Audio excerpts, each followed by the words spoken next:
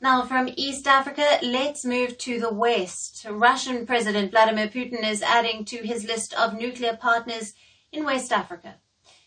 Now the latest country ready to join hands with Russia in the nuclear market is Sierra Leone.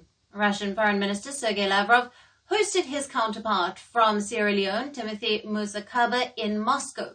The two leaders sat down for talks that focused primarily on collaboration in nuclear energy. Moscow and Freetown also discussed the prospects of constructing a nuclear power plant in Sierra Leone. Historically, Russia has had good relations with Sierra Leone. Moscow characterized Sierra Leone as a long-standing and dependable partner in Africa. The Russian foreign minister also said Moscow plans to open new diplomatic missions on the African continent. Russia says it will soon reopen its embassy in Sierra Leone after 32 years.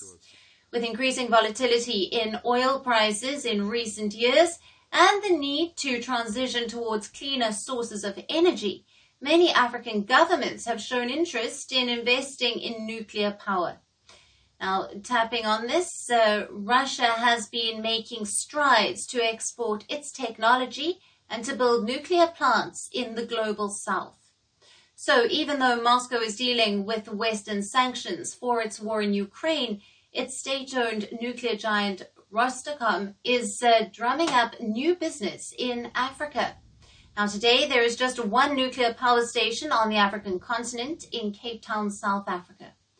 Now Russia's Rosatom has already signed cooperation agreements with the countries of Burkina Faso, Mali and Algeria. Kenya, Uganda and Rwanda have also announced plans to construct nuclear power plants. But the question is, why is Russia pushing into Africa's nuclear energy market?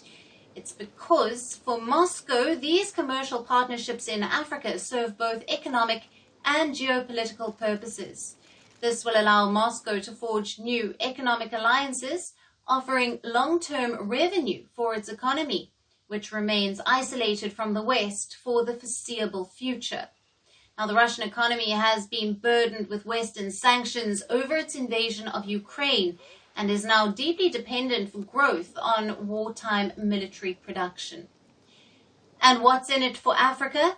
Hundreds of millions of people across the continent lack electricity. So countries in Africa want to provide affordable electricity to its people without pumping more carbon into the atmosphere.